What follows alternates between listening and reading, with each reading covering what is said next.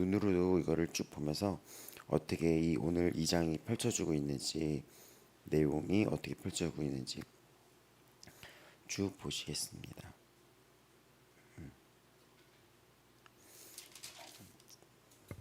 특히 2장 9절은 굉장히 많은 2장 9절, 이 성전의 나중 영광이 이전 영광보다 크리라 라는 것은 굉장히 이 2장의 핵심이에요. 이 부분이 이게 어떤 뜻인지를 또 묵상해 보시기 바랍니다. 자, 보겠습니다. 우리 학계서는 지금 어떤 배경입니까? 방해에 의해서 그 성전 이 건축이 중단이 되었었습니다. 근데 그러면서 요 에스라가 그 사장에서 중단이 되었다고 이야기가 나와 있었는데, 갑자기 5장에서는 학개와 스가랴에 의해서 다시 성전이 다시 건축이 되는 일이 펼쳐져요. 그래서 학개랑 스가랴가 어떻게 무슨 일을 했었길래 이들이 성전을 재건할 수 있냐는 이 성경 학개와 스가랴를 보면 알 수 있습니다. 어떤 일이 있었죠? 하나님이 학개라는 선지자를 통해서 말씀을 전하여 하나님의 말씀으로 이들을 다시 세웁니다. 격려시켜요, 이들을. 근데 그때 어떻게 시작을 하냐면 이들에게는 삶의 우선순위가 있다는 거예요. 성전이 잠깐 이렇게 멈춰졌는데 이들은 어떻게 얘기하냐면 이런 공격이 왔으면은 합리화시키든지 아니면 어떠한 타협을 해요.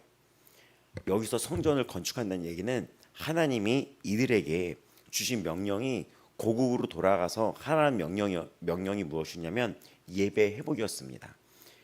예배란 하나님이 우리가 함께한다는 그런 우리 출애굽 사건 때 성막을 짓게 했잖아요. 그 성막을 짓는 이유가 뭐냐면 하나님의 영광이 이들과 항상 함께 있었다는 것이었어요. 그런 약속을. 그래서 하나님을 믿는 하나님의 자녀는 제사장 나라라 그래가지고 예배 세우는 나라, 우리는 예배자들이라고 이 정체성을 부여받게 됩니다. 이들은 하나님의 나라, 제사장 나라라는 이 사람들은 무엇이냐면 하나님의 말씀으로 살아가는 예배자들을 의미해요. 또 이런 예배자들은 이 예배 속에서 하나님의 임재 안에 살게 됩니다. 지금 뭐라 그랬습니까? 하나님의 임재라 그랬어요. 성막에 이거를 지으라고 했던 하나님의 이유가 뭐냐면 내가 너희와 함께함이니라. 내가 너희랑 함께한다는 그 임재의 영광을 너희가 누리면서 이 땅과 구별된 하나님과 동행하는 그 삶으로서 우리가 살아가는 것이 하나님의 임재인 거예요. 다시 얘기하자면 출애굽이라는 것은 무엇이냐면 죄와 사망의 어둠의 종로리 됐던 우리가, 희망이 없던 우리가 거기서 건짐을 받아서 홍해라는 그 길을, 홍해를 갈라놓고 이전의 삶은 죽고 그 홍해 바다를 나오는 것은 뒤에서 볼 때는 홍해는 어떻죠? 뒤에서 우리가 홍해로 들어가는 것은 죽으러 들어가는 것처럼 보여요. 뒤에서 사람이 바닷속으로 들어간다는 것은, 이런 어떤 깊은 강으로 들어간다는 것은 뒤쪽에서 이 사람들을 봤을 때는 죽는다는 의미입니다. 하지만 그 홍해 앞에서 봤을 때는 이 사람은 거기서 나와요. 거기서 나온다는 것은 살아났다는 거예요. 그럼 이전 삶에서는 죽고 새로운 삶으로 이들이 거듭났다는 의미예요. 새롭게 태어났다는 의미입니다. 그들에게 하나님은 이 새롭게 태어난 이들에게 말씀을 주고 하나님이 함께한다는 약속을 주시는 거예요. 그런데 함께한다는 그 약속을 주시는데 이들이 어떠한 정체성을 갖고 살아가야 되냐면 나도 그거를 받아들일 수 있어야 돼요. 나는 하나님과 함께하는 사람이다 라고 하면서 성막을 짓게 만들어요. 성막을 짓게 만들면서 이들이 어딜 가나 하나님이 이들의 임재 속에 함께하며, 이들이 구별된 자로서 이들은 하나님과 함께 동행하며 함께 거닐고 함께 걸어가며 하나님의 말씀을 따라 하나님의 임재 속에 살아가는 것이 우리의 정체성이고 모습입니다. 또 이 학계도 마찬가지예요. 제2의 출애굽 사건이라고 했던 이 사건은 바벨론에서 이들이 나와가지고 하나님이 페르시아에서 나와서 가장 먼저 이들에게 명령한 것은 성전에 대한 회복입니다. 그것은 하나님이 함께하는 예배의 회복이며 임재의 회복이며 이들이 이 땅에서 구별된 자로 하나님과 함께하는 자로 임마누엘의 영광을 함께하는 영광을 누릴 자로 하나님이 부르신 거예요.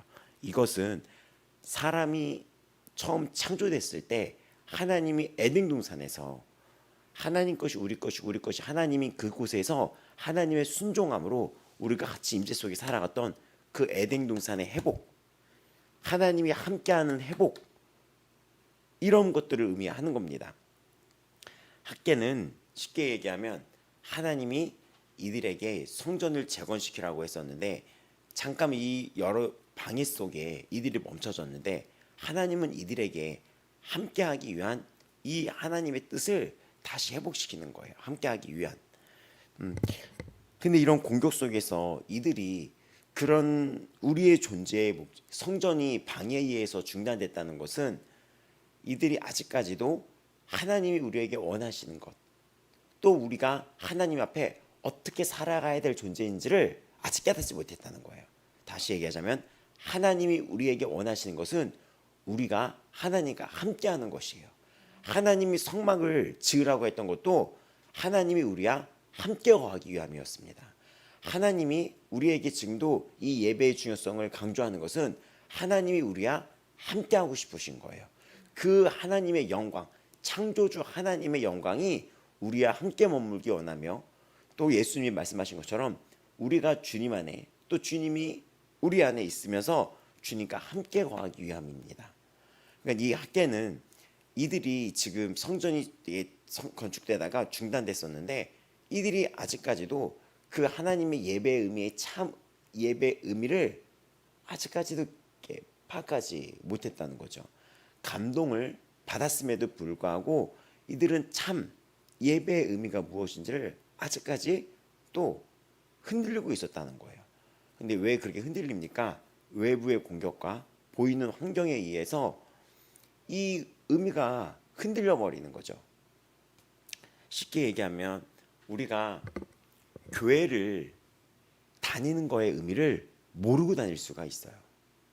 교회라는 것을 다닌다는 그 의미가 무엇인지를 모를 수 있고 교회에 와서 이렇게 예배를 드린다는 의미가 무엇인지 모를 수가 있는 거예요. 우리는 하나님의 임재 안에서 하나님의 영광을 누리면서 살아가야 될 하나님의 백성들입니다. 교회를 다니는 게 어떤 건물에 들어와서 건물을 왔다 갔다 한다는 것이 예배가 아니에요. 예배의 참된 의미를 모를 수 있다는 거예요. 그러니까 참된 의미를 모르니까 어떤 공격이 오면 그 공격 앞에 이 예배가 더 흔들릴 수가 있는 거예요. 그래서 예배라는 것이 무엇인지, 하나님의 임재의 영광이 무엇인지, 우리가 주님의 얼굴을 구한다는 것이 무엇인지, 이것이 얼마나 영광스러운 일인지, 얼마나 우리에게 가장 기쁜 일인지, 하나님이 가장 기뻐하시는 것이 무엇인지를 우리가 깨달아 알 필요가 있습니다.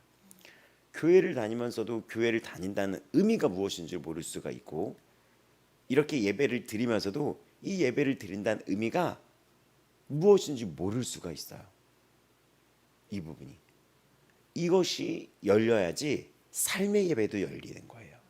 안 그러면 이 교회라는 건물을 출입하고 이 교회라는 건물을 나가면 전혀 다른 삶으로 살다가 다시 교회라는 건물을 일요일이라는 날이 되면, 주일이라는 의미도 아니고 일요일이라는 날이 되면 잠깐 이 건물 안에 들어왔다가 잠깐 사람들을 뵙고 다시 돌아가서 자기 뜻대로 살아가고, 이런 일들이 펼쳐질 수가 있는 것입니다.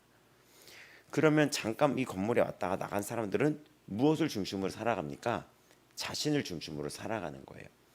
이 학계 에스라, 또 출애굽기 그 이에 이어지는 레위기, 이런 부분들을 보고 예수님이 오셔서 또 우리에게 강조한 것들, 예수님이 태어났을 때 예수님이 임마누엘이라 하리라 라는 그 의미들을 우리의 삶에 이게 뚫려야지 됩니다.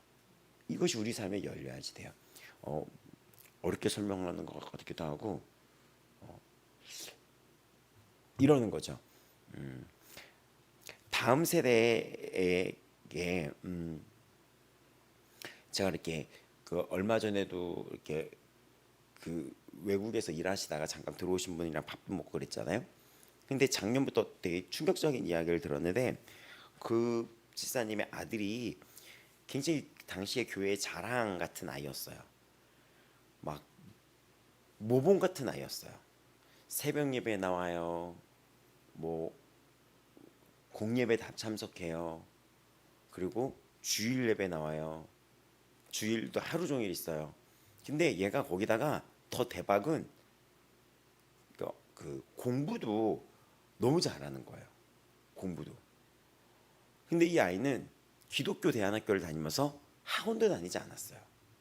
근데 그 기독교 대안학교는 아이들에게 영적인 것을 강조하면서 가르쳤던 학교였기 때문에 일반적으로 우리가 그 다른 학교의 어떤 학업의 수준보다는 이 기독교 대안학교의 학업의 그 따라가는 그 수준은 그렇게 높지가 않았어요. 오히려 낮았어요.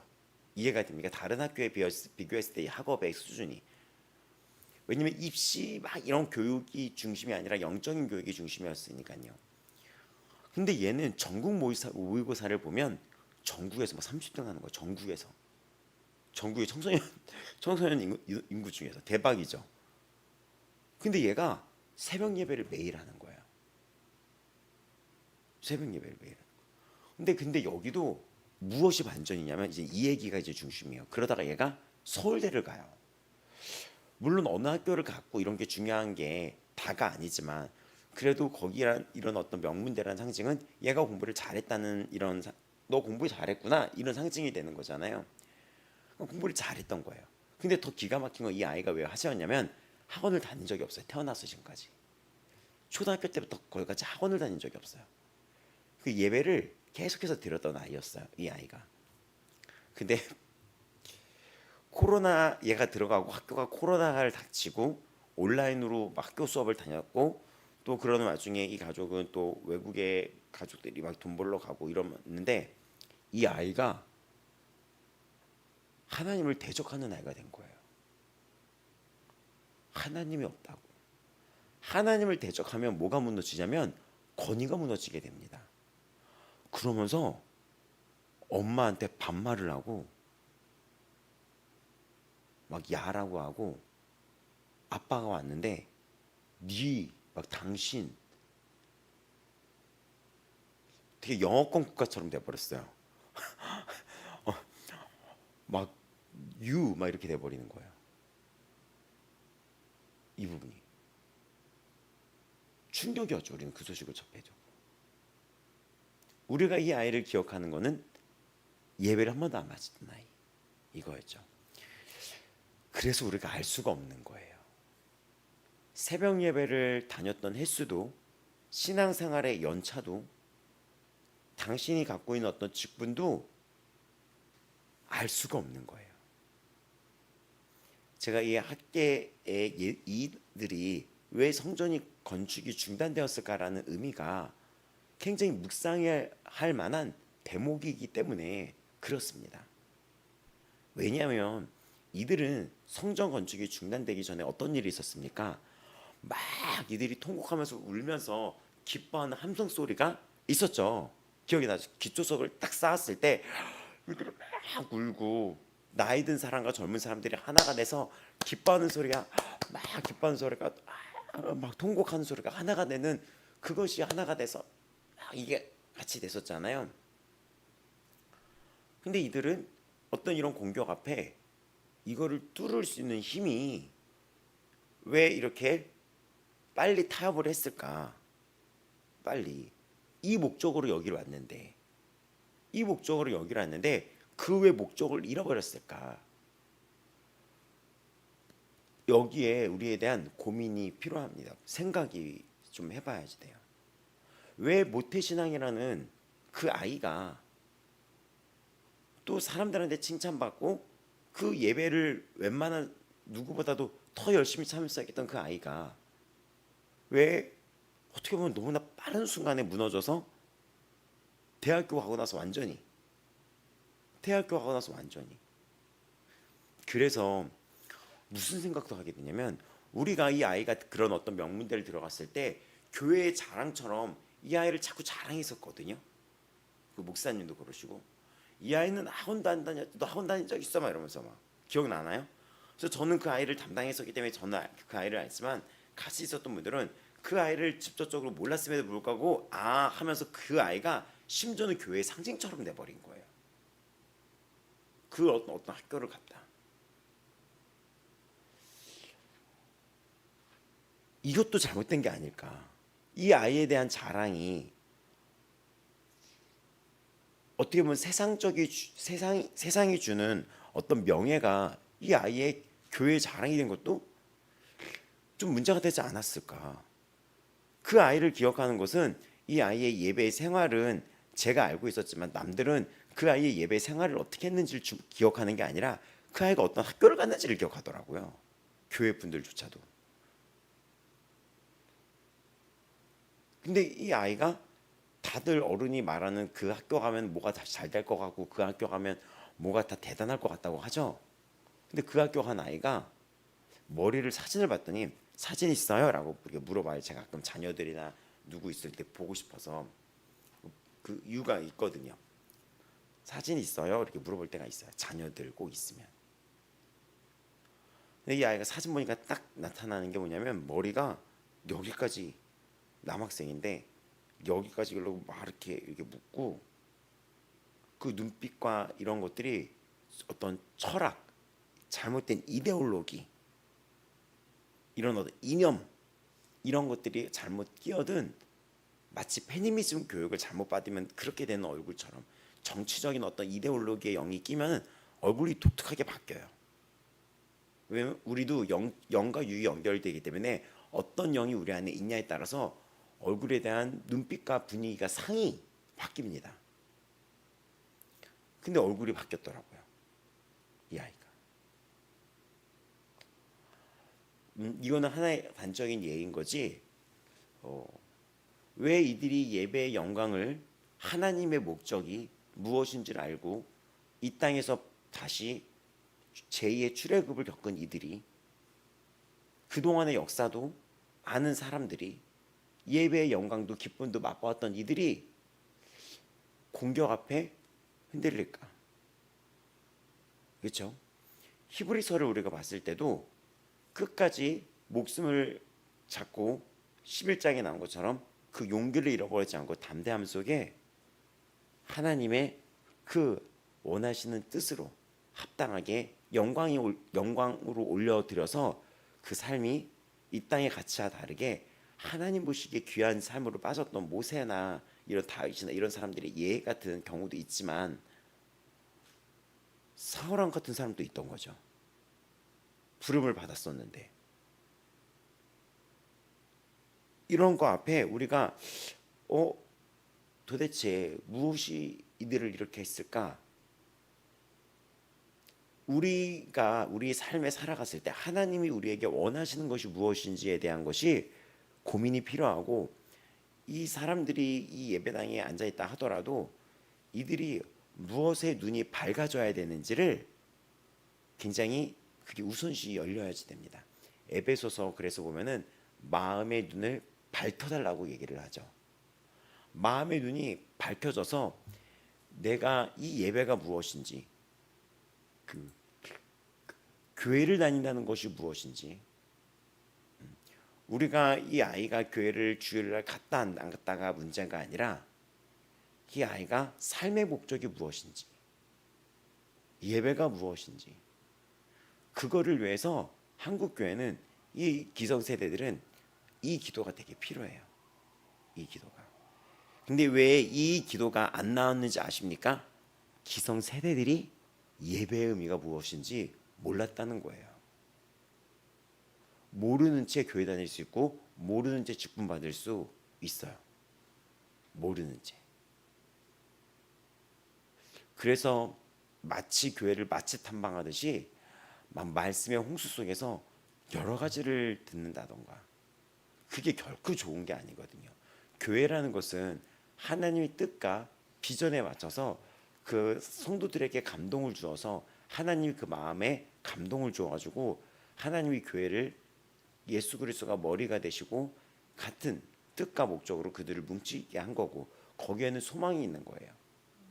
근데 그거를 발견하지 못하고 그 안에서 이자는 예배자로 부름을 받은 거잖아요. 그러면 내가 그 부름을 받은 자리에서 예배자가 무엇인지, 섬김이라는 게 무엇인지, 하나님의 영광이 무엇인지, 무엇이 하나님을 기쁘시게 할 건지 시험하여 보라던 말씀처럼 내가 부름을 받은 이 자리에서 무엇이 하나님을 기쁘게 할 수 있는지, 항상 기뻐하고 내가 이 부름의 안에서 행복할 수 있는 것은 무엇인지, 그 교회에서 먼저 나는 예배자로 살아야지 되는 것이며 이 모든 것이 하나가 되어야 되는 것인데 그렇지가 않아요. 교회에 내가 녹아 들어가지가 않고 수많은 것들이 섞여서 듣고 수많은 것들이, 근데 신기하게 수많은 것들을 듣는 사람은 꼭 트러블이 일어나더라고요. 공통적으로 수많은 것들을 듣는 거예요. 수많은 것들, 아니면 수많은 것들을 듣고 한다는데도 무언가 이 자에게 성김이 안 나타나요. 수많은 것들을 듣는다 하는데도 총기가 없어요. 말씀을 많이 들으면 총기도 있어야 되잖아요. 그러니까 이들이 지금 예배 앞에서 무너진 이 이유는 다 같은 이유예요.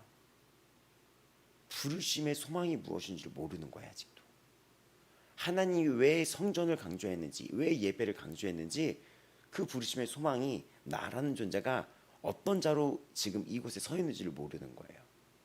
이것을 모르면 가정에서 크리스찬이 화합의 존재가 아니라 분열의 존재의 중심이 될 수 있고, 교회를 알리는 빛이 아니라 교회를 가리는 이상한 사이코가 될 수 있는 거예요. 교회 다니는 사람을 사이코처럼 볼 수 있는 거예요.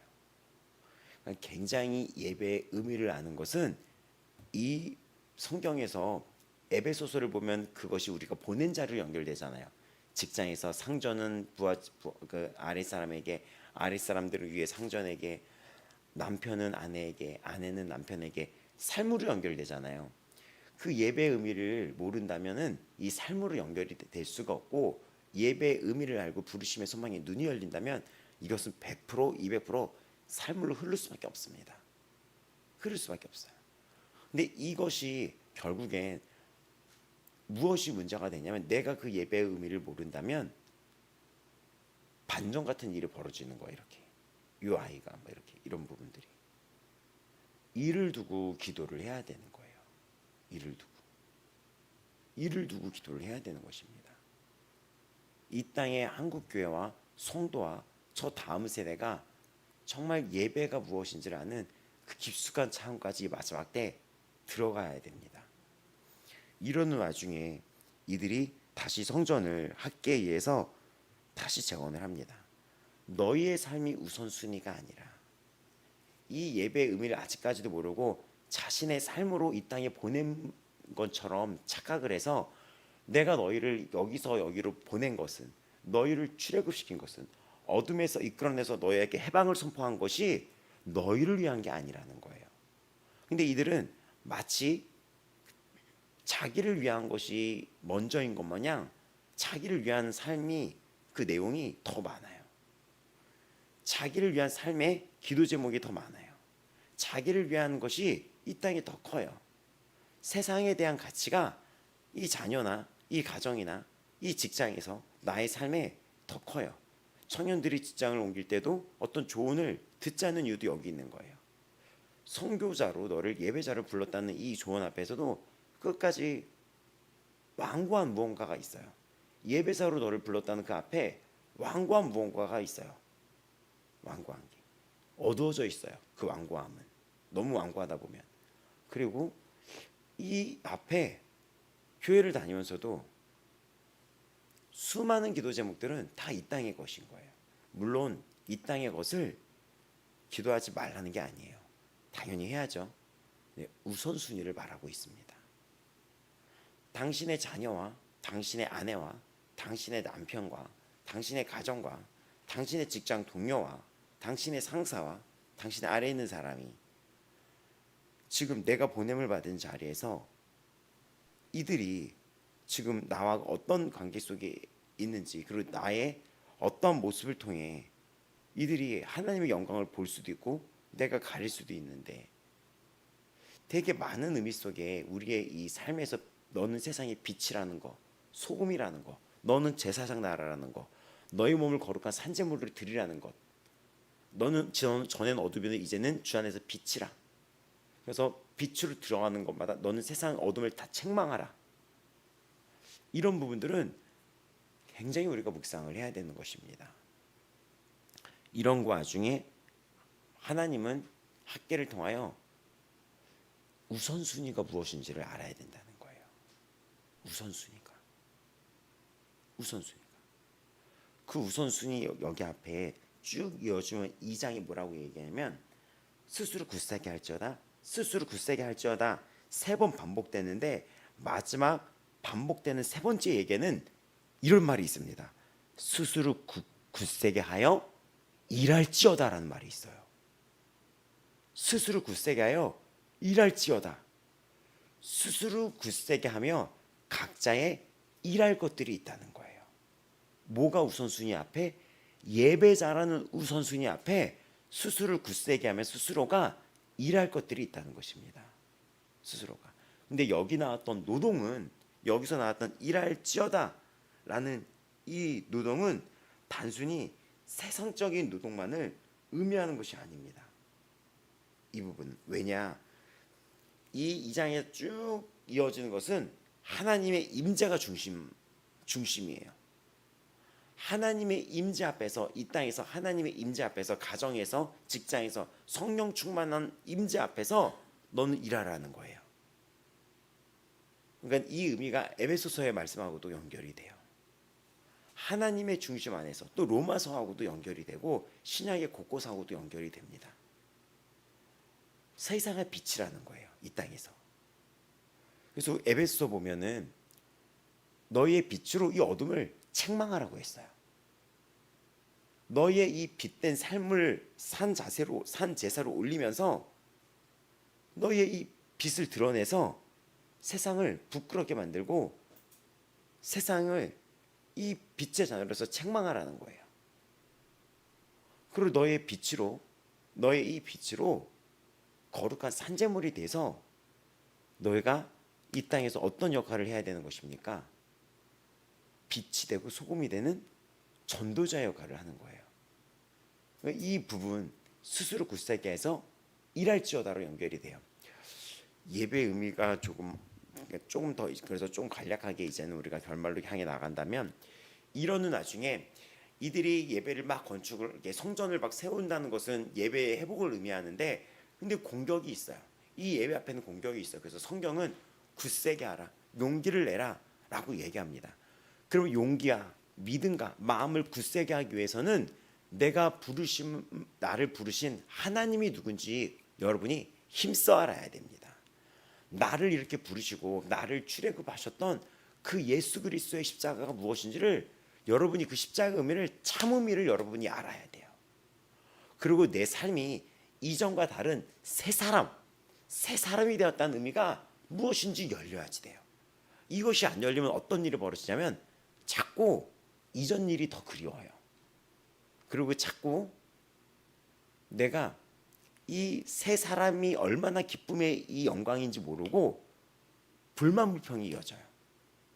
이전 것이 더 좋사오니, 이전 것들이 더 좋사오니. 출애굽 때도 그런 일이 일어났잖아요. 아니면은 세상이 자꾸 부러워져요.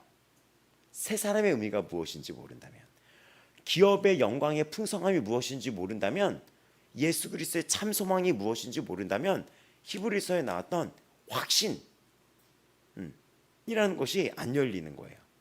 그러면은 막 내가 되게 하나님 앞에 불쌍한 존재인데, 그 불쌍한 존재의 그 중심을 들어가면은 세상적으로 그렇게 못 사는 것 때문에 불쌍하다고 느끼는 거예요.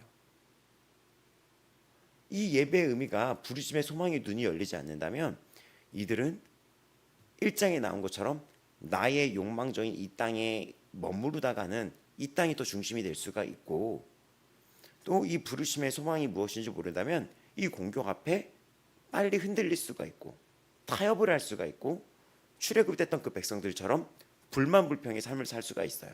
근데 다 반대예요. 감사하라 그랬는데 불만불평으로 살 수가 있고 항상 기뻐하고 행복하라 그랬는데 이 크리스찬의 삶이 행복이 아니라 억압처럼 느꼈을 때가 있어요. 그리고 기도를 안 할 수가 있어요. 이것이 본질은 예배인 거예요. 하나님을 힘써 알아야 되며 예수 그리스도 십자가가 나에게 어떤 의미이며 너는 이전 일은 다 지나갔고 또 너는 다 옛것은 다 지나갔고 이제 주 안에서 새 것이다. 새 일을 행하겠다. 이 말씀, 새 사람을 입어라. 거듭났다. 이 의미가 우리에게 안 열릴 수 있습니다. 그러니까 이것이 되게 중요해요. 십자가가 무엇인지를 기도하는 것은 날마다 기도해야지 되고 이 말씀이 우리에게 열리기를 날마다 기도하셔야 됩니다. 왜 이 얘기를 말씀을 제가 드리냐면 코로나 같은 어떤 이상한 팬데믹 같은 공격이 우리에게 올 수도 있고 이 예배를 위협하는 공격이 올 수도 있고 환경으로 올 수도 있고 어저께 히브리서처럼 어떤 돈에 대한 위협으로 올 수도 있고 외부의 핍박으로도 올 수도 있고 내 과거의 어떤 잘못된 속임으로 우리에게도 이런 여러 가지 공격은 올 수가 있어요. 근데 누구는 히브리서 11장에 기록되는 믿음의 선진의 그 대열에 들어가고 누구는 왜 타협하고 무너지는 멈추는 이 대열에 들어가냐. 그 차이는 하나님 안에서 주님 안에서 예배자이냐 참다운 예배자냐 영과 진리로 예배를 드렸던 당신이 예배자였냐 그렇지 않고 이 예배 의미를 모르고 이 형식적인 예배를 드렸던 자였는지가 이거에 대한 답이에요. 코로나 때 확 쳤었을 때 그 이후에 누구는 없어졌잖아요. 근데 없어진 사람 중에서는 방금 학생 예시를 들었던 것처럼 그 아이는 모태신앙이라고 그랬거든요. 그 전의 예배는 무엇죠? 제가 이런 얘기를 들어요. 개척했었을 때 어떤 청년들 여기다가 보내려고 막 저한테 막 다 이런 거를 다 상담을 하는 거예요. 다 들고 오는 거예요. 이 사람 좀 만나달라, 이 사람도 만나달라.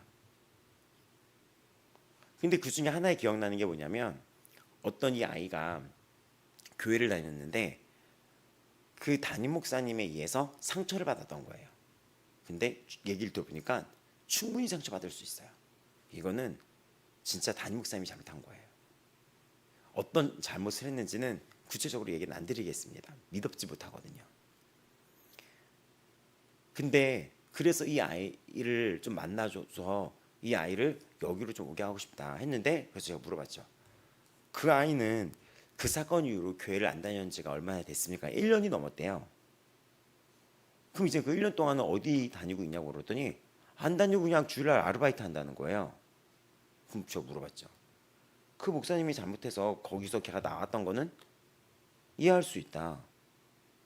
근데 거기서 나왔다고 얘가 모태신앙이라는데 주일날 아르바이트를 하면서 아무렇지도 않게 살아가는 것은 핑계가 될 수 없는 거예요. 천국이 있고 지옥이 있다는 걸 알고 예수 그리스도가 나를 대신하여 십자가에 달려 돌아가셨다는 그 의미 앞에서 이 아이가 어떤 이유로 교회를 안 다닌다는 것은 핑계가 될 수 없는 거예요. 핑계가. 코로나로 인해서 이 사람이 교회를 안 다녔다. 그때 코로나 전에는 교회 다녔는데 코로나 이후로 얘가 그때부터 교회를 안 다녀요. 핑계가 될 수 없는 거예요. 그게 원래 그 자신이었던 거예요. 예수 없이 교회를 다녔다는 거예요. 그때 내가 이런 얘기를 들을 때마다 그럴 수가 없다. 성령을 알고 예수를 알면은 그럴 수가 없다는 말, 제가 이런 말 하는 거 알아요? 그럴 리가 없는데, 그렇게 할 수가 없는데, 고문을 해서라도 예수님을 부인할 수 없는 게 믿음인데, 주기철 목사님처럼 끌려가서도 고문을 당해서라도 그걸 부인할 수 없는 것이 믿음이고 예배인데,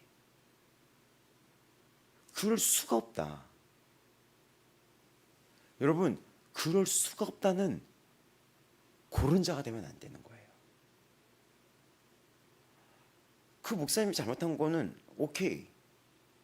그럼 이 아이를 부르면 이 아이가 교회와 목회자에 대한 회개와 이런 자들을 위해서 회개와 진심 어린 사과가 이 친구한테 필요하겠다.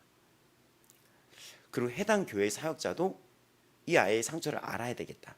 저한테 찾아오지 말고 이 아이가 다니는 해당 교회 사역자를 방문해서 이 아이에 대해 정보를 조금 나눠주던지, 그게 힘들다면 이 아이를 나한테 데려왔다면 그걸 좀 기도하면서 용서를 구해야 되겠다.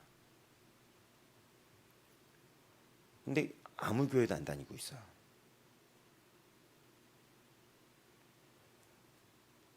한국 교회와 전 세계 교회가 여기에 타격을 받은 거예요. 또 한 번의 위협은 당연히 찾아옵니다. 팬데믹이 될 수 있고 여러 가지 지금 이 세상에 돌아가는 걸 보면은 재난이 끊이질 않아요. 홍수, 매년 기근, 지진이 2년에 한 번꼴로 엄청 크게 일어나는 거 알아요? 우리 터키 지진도 얼마 멀지 않았었잖아요. 그렇죠? 너무 이게 무뎌지는 거예요. LA 산불, 우리나라의 산불, 어떤 것에 한치 앞도 볼 수 없는 이런 것 속에 또 앞으로 3년에서 7년 사이, 길게는 10년 사이에 전염병이라는 팬데믹이 안 올 수가 없다는 거예요. 안 올 수가 없다는 것입니다. 세상은 이거를 두고 대비를 해요. 미리 방어를 샀습니다.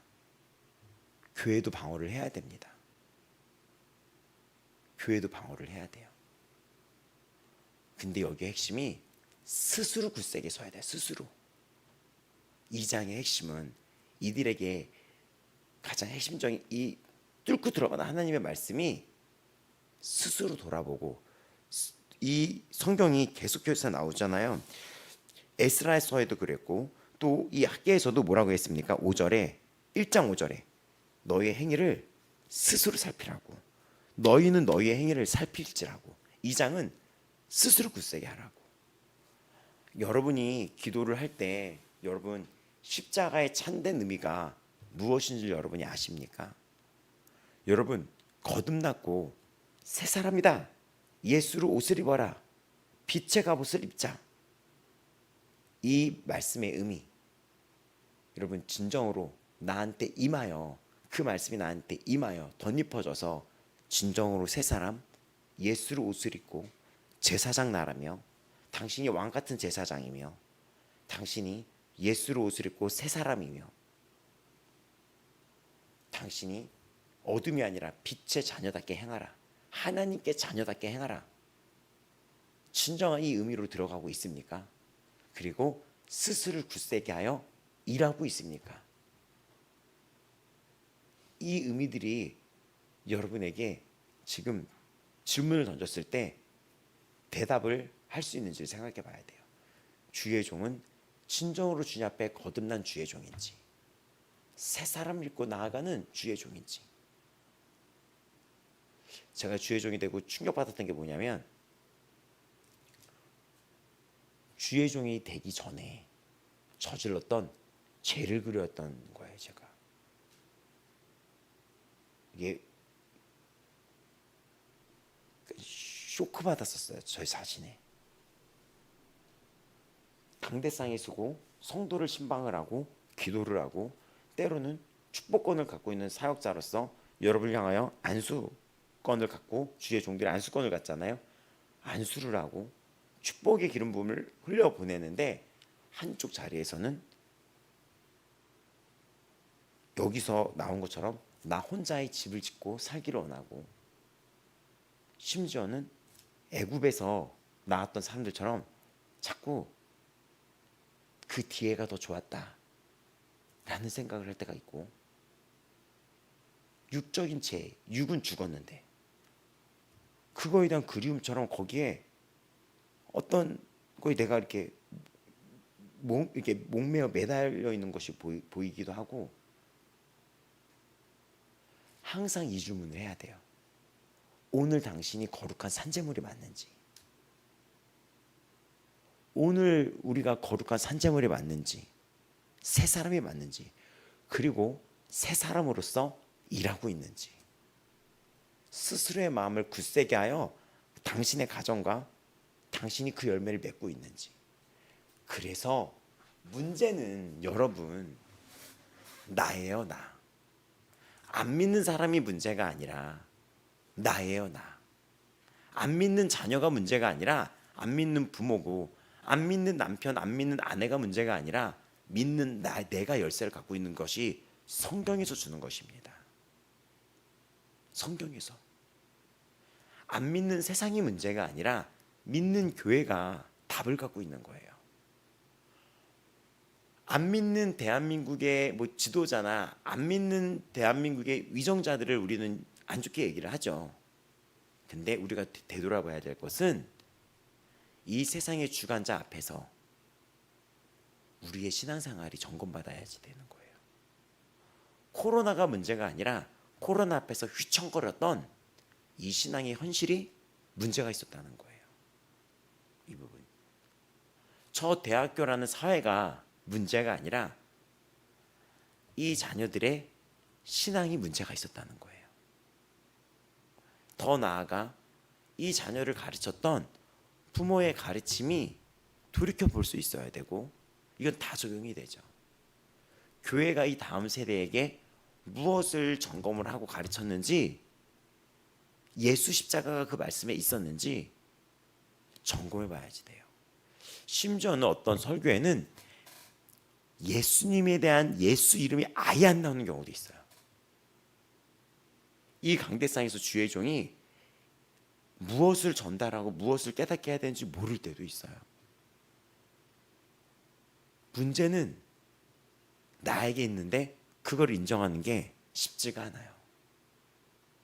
그런데 성경은 뭐라고 얘기합니까? 너희를 돌아보라고 하잖아요. 지금 재밌는 게 뭐냐면 방해꾼이 와서 얘네들이 멈춘 거잖아요. 근데 하나님은 뭐라고 얘기해요? 너희 행위를 돌이켜보라고. 그러면서 2장은 스스로 굳세게 서라고. 이 스스로 굳세게 서라는 것은 예배자로, 성전의 회복으로, 예배 회복으로 흔들리지 말고, 어저께 우리 말씀처럼 용기를 내고 굳세게 믿음 위에 서서 나가라는 것입니다. 그러기 위해서는 그 믿음의 본질인 예수, 흔들리지 않는 나라, 그 하나님의 나라의 주인이신 예수님, 하나님 아버지가 누구신지, 그 십자가가 나에게 어떤 의미였는지, 내가 출애굽됐다는 이 사실의 의미는 새 사람이란 것은 어떤 의미인지, 하나님을 알고 부르심의 소망이 나는 무엇인지가 이게 열려야지 돼요. 안 그러면 끝도 없이 자신이 인생의 계획을 따로 세워나가요. 이거 많이 봤잖아요. 그때 우리 청년들 어린 청년들 있었잖아요. 고민이 있다고 그렇게 계속 얘기하면, 그렇게 백날 얘기하면 듣질 않고 본인 얘기하다. 이거는 신방이 아니야. 이거는 고문 주는 거야, 사역자들을. 여러분, 신방도 굉장히 에너지를 얻고 위로를 받는 신방이 있고, 굉장히 끝까지 얘기해도 자기 얘기를 하지 않고 기운 빼는 신방이 있어요. 나중에는 어떻게 막 계속 얘기해도 듣지 않다 보면은 더 이상 권면을 안 하게 되죠. 1장, 2장, 에스라, 히브리서, 로마서, 에베소서, 또 나중에 나간 요한계시록까지, 이거에 대한 핵심이 성전이 무엇인지에 대한 의미로 이어집니다. 그래서 스스로 굳세게 하라, 스스로 굳세게 하라 하는데 묻습니다. 이제 결론 내릴게요. 너는 남은 자 중에, 너희 남아있는 자 중에, 이 남아있는 자, 남은 자들, 이거 재밌어요. 이 무시 남아있는 이건데, 성경에는 남은 자들에 대해서 얘기하잖아요. 우리잖아요. 그 남은 자 중에 지금 보면 뭐라고 하냐면, 이 성전의 이전 영광을 본 자가 누구냐라고 물어요. 이전 영광을. 근데 이전 영광은 무엇이냐면 바로 솔로몬의 성전이었어요. 근데 솔로몬의 성전을 봤던 사람들은 다 누구죠? 적어도 70 이상 되는 노인들이었어요. 왜냐면 포로 생활이 70년이었으니까 70 이상 됐던 노인들이었죠. 근데 지금 보면은 이것들이 너희 눈에 보잘것없지 아니하냐라고 얘기하는 거예요. 눈으로 봤을 때 이 부와 물리적인 것이 여기 지금 보면은 3절에 보면은 보잘것없지 아니야. 그러면서 너희는 마음을 굳세게 하라. 굳세게 하라 하는데 1장 8절에 보면 뭐 산에 올라가 성전을 건축하라. 기뻐하고 영광을 얻으리라. 또 2장 7절에 보면은 2장 7절에 보면 뭐라고 나와 있냐면 영광을 충만하게 하리라. 이런 1장과 2장에 영광이 있어요. 근데 이 영광은 하나님의 임재를 2장에서 의미를 해요. 그러니까 지금 어떻게 얘기하면 너희가 눈으로 봤을 때 너희가 솔로몬의 그 성전이랑 비교했을 때 보잘것없지만 너희들은 마음을 굳세게 해라. 굳세게 해라. 그 이유가 무엇이냐면 5절에 보겠습니다. 두려워하지 말라. 나의 영이 너희 가운데 머물러 있나니. 임재죠. 이 성전의 이 회복과 예배는 무엇입니까? 임재죠. 나의 영이 너희 가운데 머물러 있으니 너희는 두려워하지 말아라. 굳세게 하라. 그리고 스스로 굳세게 하여 일할지어다. 만군의 여호와가 이같이 말하니라. 계속 하나님이 말하니 하나님의 말씀이십니다. 조금 있으면 이라고 하면서 땅과 바다 육지를 진동시킬 것이며 모든 나라를 진동시키며 모든 나라의 보배가 이르리니 성전의 영광이 충만하게 되리라 라고 얘기하면서 9절 보겠습니다. 이 성전의 나중 영광이 이전 영광보다 크리라 라고 말씀을 주십니다. 여러분 고린도전서 3장 9절의 말씀을 기억하십니까? 우리는 하나님의 동역자들이요 너희는 하나님의 밭이요 하나님의 집이니라. 너희는 집이며 동역자 하나님과 함께 일할 것이 있는 자들이며 하나님과 함께 일을 해나가며 하나님 나라를 세울 자들이며 하나님의 밭이며 하나님의 집이니라. 또 고린도전서 그 3장 16, 17절에는 너희는 너희가 하나님의 성전인 것과 하나님의 성령이 너희 안에 계시는 것을 알지 못하느냐. 누구든지 하나님의 성전을 더럽히면 하나님이 그 사람을 멸하시리라. 하나님의 성전은 거룩하니 너희도 그러하니라. 또 제가 에베소서를 말씀드리겠습니다. 에베소서 3장 8절의 의미입니다. 모든 성도 중에 지극히 작은 자보다 더 작은 나에게 이 은혜를 주신 것은 측량할 수 없는 그리스도의 풍성함을 이방인에게 전하게 하시고 영원부터 만물을 창조하신 하나님 속에 감추었던 비밀의 경륜이 어떠한 것을 드러내게 하려 하심이라. 이는 이제 교회로 말미암아 하늘에 있는 통치자들과 권세들에게 하나님의 각종 지혜를 알게 하려 하심이니. 세상에서 하나님의 구원 사역의 초점은 이 새로운 공동체로 교회를 주셨어요. 또 신약 성경의 이 비밀은 우리가 새로운 영적인 성전이 되었다는 것입니다. 성전이 되었다는 것이에요. 또 나아가 요한계시록 21장을 보겠습니다. 요한계시록 21장 22절을 보면은 성 안에서 내가 성전을 보지 못하였으니 이는 주 하나님 곧 전능하신 이야 및 어린 양이 그 성전이심이니라 라고 말씀합니다. 결국 최종적으로 하나님이 자기 백성과 함께 계신다는 이 표시로서 이 성전은 하나님의 어린 양의 임재로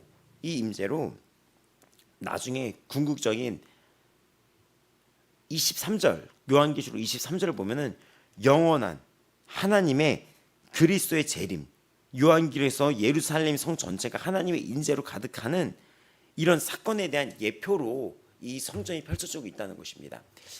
결론 내리겠습니다. 여기서 나왔던 성전, 이 성전의 중요성, 예배의 회복은 무엇이냐면 최종적으로 주님이 오셨을 때 이 땅에 펼쳐질 이 사건 속에서 우리가 하나님의 임재가 가득한 날 때 결국은 어떤 일이 벌어집니까? 이 말세에 예수님은 이 땅에서 영원한 하나님 나라를 펼치실 것이며 새 예루살렘과 새 땅이 펼쳐질 것이며 그때 우리의 모습은 예배자이며 하나님의 임재의 영광을 누릴 자로 살아가는 거예요.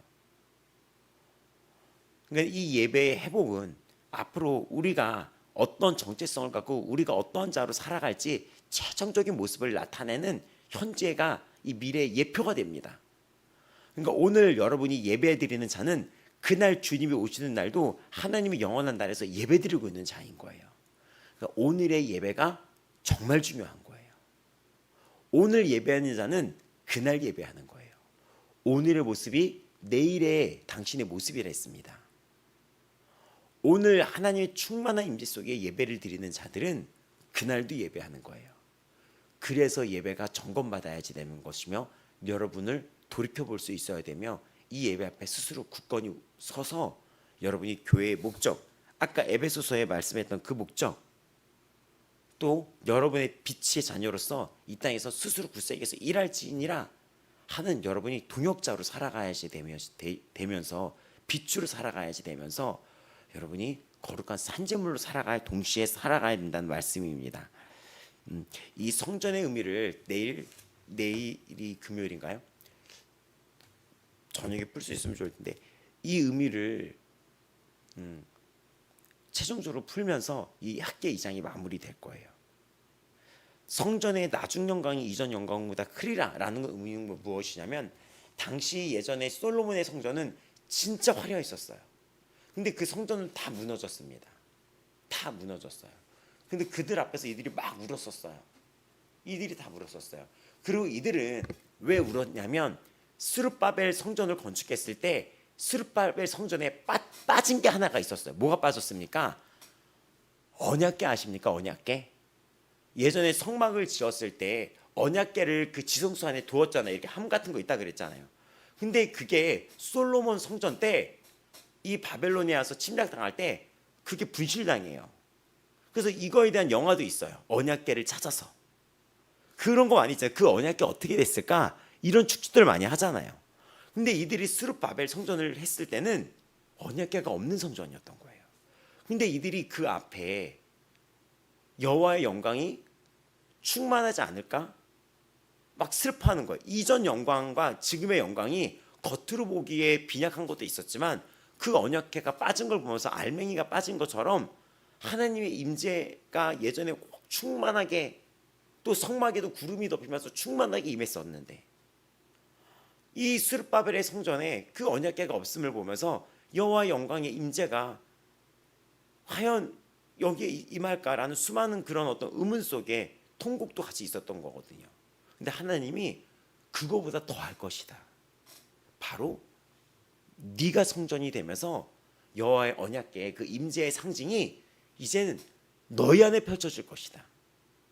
하나님의 임재가 그 언약궤가 아니라 이젠 성령이 오셔서 너희 안에 이젠 그 성령의 임재가 펼쳐질 것이다. 그리고 더 나아가 영원한 임재만 있는 이 땅이 올 것이다 라는 거예요. 그러니까 내가 성전이라는 의미는 새 사람이라는 의미는 엄청난 기쁨입니다. 그러니까 이 예배가 무엇인지를 알아야지 내가 얼마나 이 임재를 누리는 대단한 영광 속에서 살아가고 있는 존재인지를 깨달아 알아야지 돼요.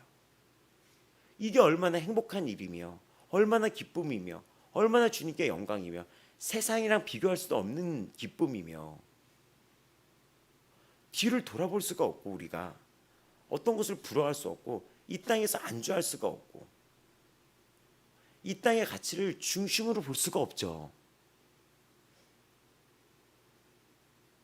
안 기뻐할 수가 없죠. 우리가 안 기뻐할 수가 없죠. 하나님의 영광의 임재가 이젠 이전보다 더한다는 얘기가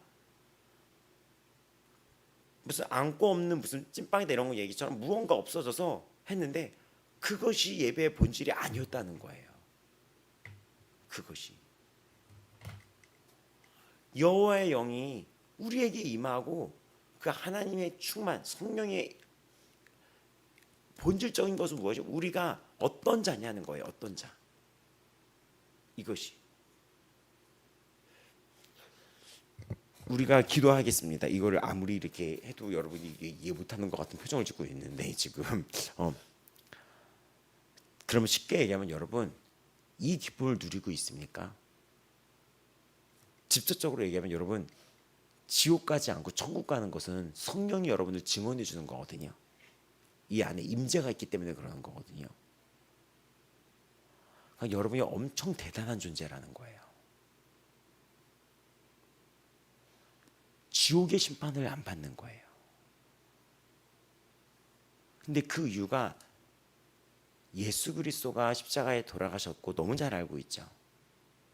그리고 나한테는 성령이 우리를 더불어 증거한다 그러잖아요.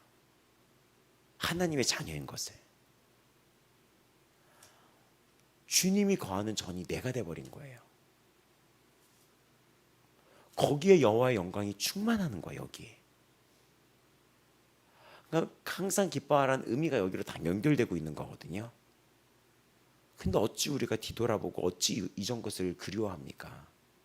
어찌 그래서 히브리서 하는 거죠. 뒤로 물러갈 자가 아니라 너는 구원함의 이름을 믿음을 가진 자 아니냐. 용기를 내라. 담대해라. 너는 구원함의 이름을 믿음을 가진 자 아니냐.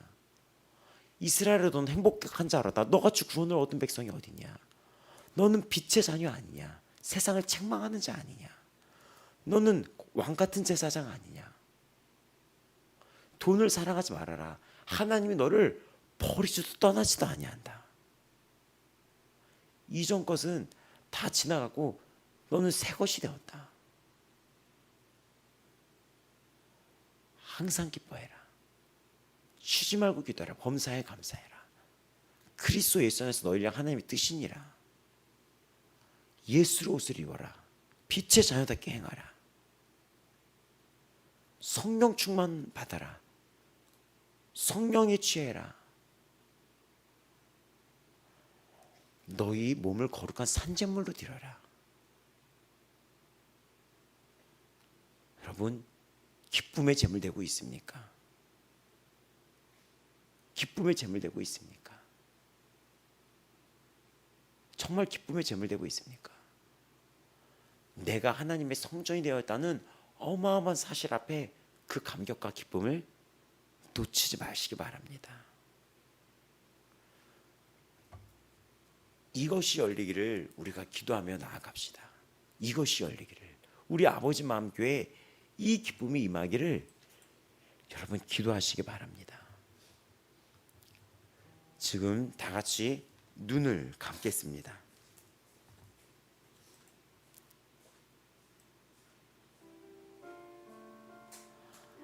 여호와의 얼굴을 구하는 자, 여호와의 영광을 구하는 자,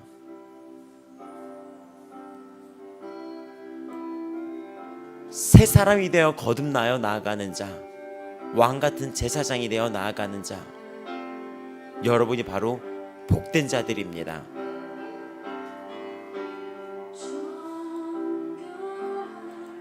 이전의 나의 예배는 어땠습니까? 그냥 형식적인 예배가 아니었습니까?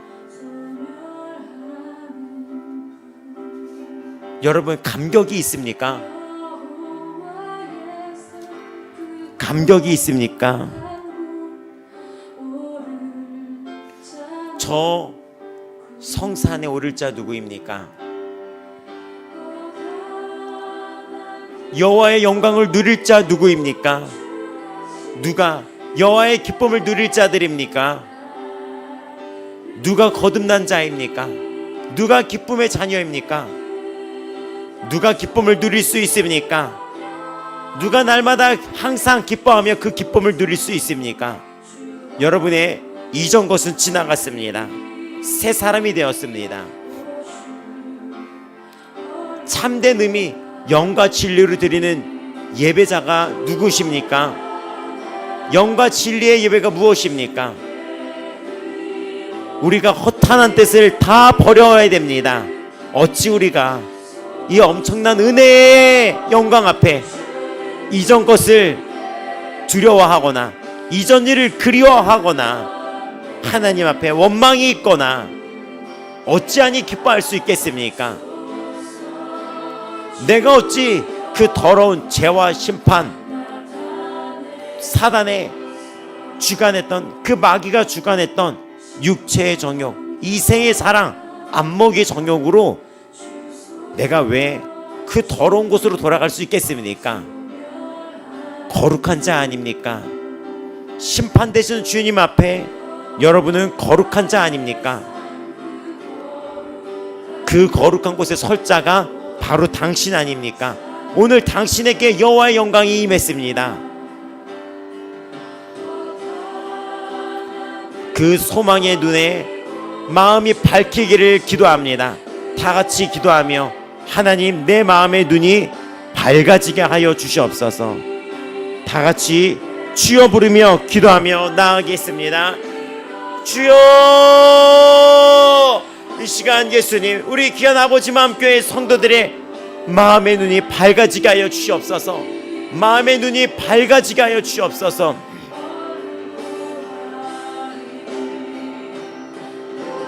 진정한 예배자가 되어 어떠한 태풍이 오건 어떠한 풍파가 몰아치던 나의 반석이 흔들리지 않는 반석 위에 세워지는 그런 집이 되게 하여 주옵소서. 모래에 세운 집이 아니라 창수가 오고 바람이 불고 어떤 일이 일어난다 하더라도 나는 반석 위에 세운 집이 되기를 원하노니 주님, 주님만이 나의 반석이요 나의 구원이십니다. 나의 눈이 지금 주의 영광 앞에 밝아지게 하여 주시옵소서. 예수님, 예수님, 내가 어찌 이전 삶을 돌이켜보겠습니까? 내가 어찌 뒤로 돌아가 멸망으로 빠질 수 있겠습니까? 너는 여호와 앞에, 하나님 앞에 구원함에 이르는 믿음을 가진 자 아니냐? 어찌 이전 것을 뒤돌아보며 어찌 이전의 그 더러움과 죄와 욕망에 빠져서 사단의 정죄 속에, 그 공허함 속에, 그 허탈함 속에 죄와 사망의 저주를 그리워하는 어리석은 자로 되려고 합니까?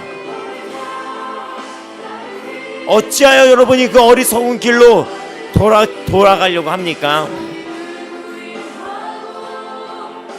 이제 나는 이전 것은 벗어던지며 새 옷을 입고 주의 영광이 지금 나한테 임했습니다. 이제 여호와의 영광은 그 성산 어디에 구름이 아닌 내 안에 지금 임했습니다.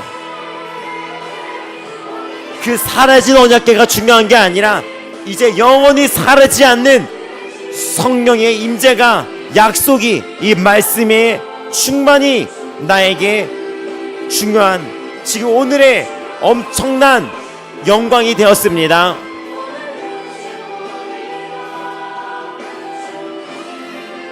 이 사실과 소망이 눈이 열리게 하여 주시옵소서. 이 구원의 감격이, 이 예배의 감격이, 이 예배의 기쁨이 우리에게 아버지 하나님 펼쳐지기를 원하나이다. 하나님 아버지, 이 구원의 영광, 이 은혜의 영광이 펼쳐지기를 기도합니다.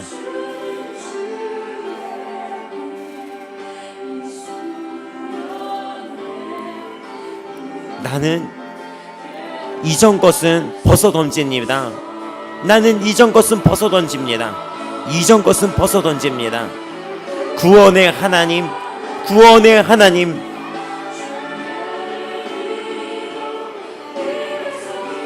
스스로 굳세게 하라. 너는 일어나라. 너는 깨어 일어나라.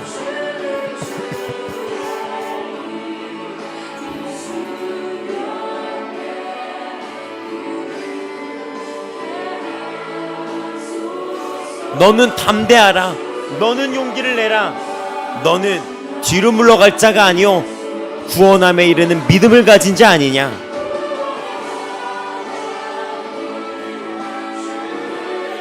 하나님, 우리 아버지 마음교회가 주가 부르심에 이 엄청난 은혜 앞에 날마다 이 감격과 은혜를 누리며 살아가는 그 눈이 밝아지게 하여 주시옵소서.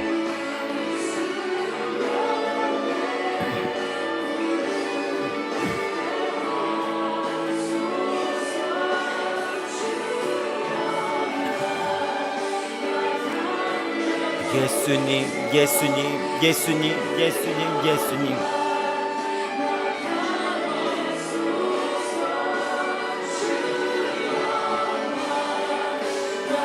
예수님, 하나님의 밭입니다. 하나님의 밭이요.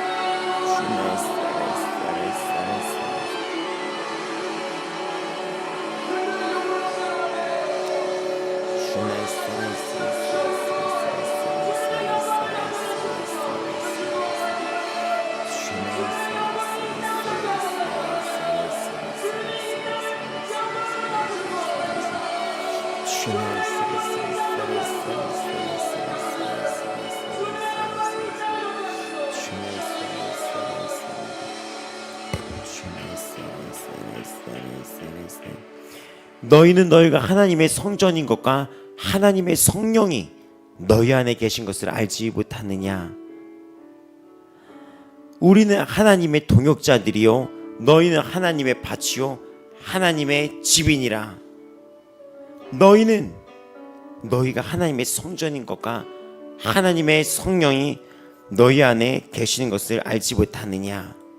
누구든지 하나님의 성전을 더럽히면 하나님이 그 사람을 멸하시리라. 하나님의 성전은 거룩하니 너희도 그러하니라. 어찌 우리가 그 이전에 더러움으로 앉으려고 합니까? 너는 뒤로 돌아가 멸망에 빠질 자가 아니요 하나님의 구원함을 이루는 믿음을 가진 자니라.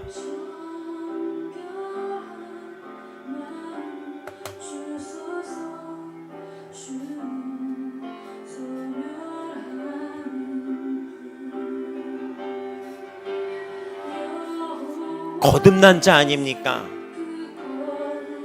성전이 너희 몸이 성전이 되었다는 이 영광의 임재를 누리는 자들 아닙니까? 하나님의 영광을 드러낼 자 아닙니까? 여호와가 주시는 그 은혜 속에서 이 영광의 임재를 드러낼 자 아닙니까? 빛을 발할 자 아닙니까? 지혜를 이 시간 주시옵소서. 지혜와 계시를 주사 우리에게 하나님이 어떤 분인지를 알게 하여 주옵시고, 내가 나를 소중히 여기지 못하며 감사하지 못했던 것들, 이전 일을 돌이켜왔던 것들, 이 모든 것들을 용서하여 주시옵소서. 하나님, 우리의 무지함과 연약함을 불쌍히 여겨주시고, 우리의 이 예배가, 오늘의 예배가 거룩한 산제물의 그 감격의 의미가 무엇인지를 항상 기뻐하라는 그 그리스도 안에서의 예배가 무엇인지, 예배가 행복의 비결이며 예배가 무엇인지, 우리가 왜 행복한지, 이스라엘아 너는 왜 행복한 사람이로구나, 너같이 구원을 얻은 백성이 어디 있느뇨. 항상 기뻐해라. 담대함을 잃어버리지 말라라는 그 의미가, 너는 빛이라는 의미가, 거듭났다라는 의미가, 우리에게 그 왕같은 제사장이라는 그 의미가 오늘 이 시간 우리의 눈이 밝혀지기를 기도합니다. 예배자, 왕같은 제사장이라는 의미가 내 삶에서 열리기를 기도합니다. 어디를 가나 왕같은 제사장, 어디를 가나 빛의 자녀, 어디를 가나 세상의 빛입니다. 과거를 그리워하는 존재가 아니라 어디를 가나 왕같은 제사장, 어디를 가나 주 앞에 청명한 자, 어디를 가나 빛의 자녀, 어디를 가나 생명의 빛과 함께 거하는 자, 어디를 가나 구별된 자, 어디를 가나 주의 영광을 누리며 영광의 빛을 발하는 자, 주께 영광 올려드리는 자, 주의 임재 속에 거하는 자, 기쁨 안에 거하는 자, 주의 약속 안에 거하는 자, 영원한 주님 나라를 예배하는 자, 주 오실 때를 예배하는 자, 능력을 발휘하며 살아가는 자, 성령의 능력 안에 살아가는 자, 주님을 우선시 여기하며 주님의 영광을 올려드릴 자, 오늘입니다. 오늘 당신은 주님께 구원받은 자, 주의 영광을 나타낼 자, 이전 일을 돌이켜보는 것이 아닙니다.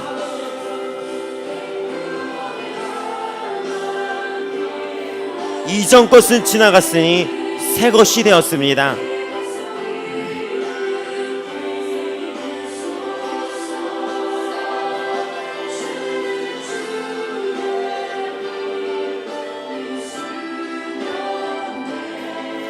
그런즉 누구든지 그리스도 안에 있으면 새로운 피조물이라 이전 것은 지나갔으니 보라 새 것이 되었도다.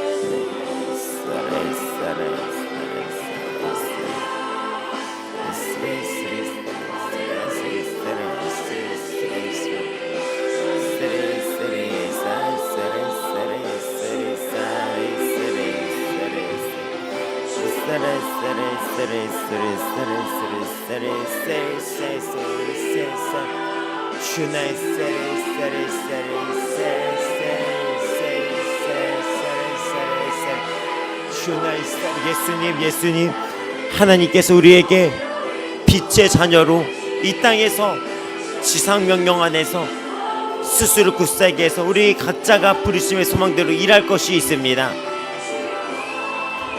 다리 역할을 하는 존재입니다.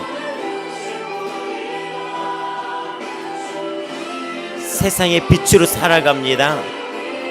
하나님 아버지, 오늘도 지혜를 주사 깨달아 알게 하여 주시옵소서.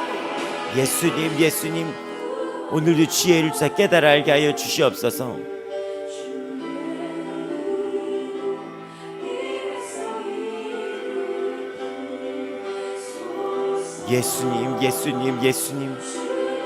예수님 우리가 이 아버지 마음 교회가 진정한 예배의 감격 모두 각자가 스스로 굳게 일어설 수 있도록 그 마음을 돌이켜 주시옵소서. 모두 각자가 예배 앞에 스스로 굳게 일어서며 하나님 나라의 일꾼으로서 일할 수 있도록 주님 이들을 감동시켜 주시옵소서.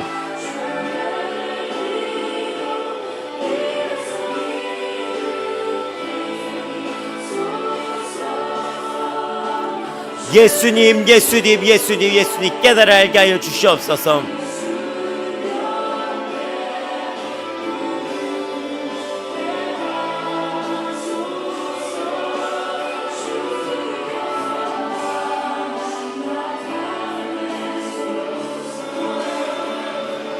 예수님 주의 영광, 주의 살아계신 충만한 영광이 이 아버지 마음 교회 성도들과 이 교회 위에 영원토록 함께하길 기도합니다. 예수 그리스도의 이름으로 기도합니다. 모든 어둠은 떠나갈지어다.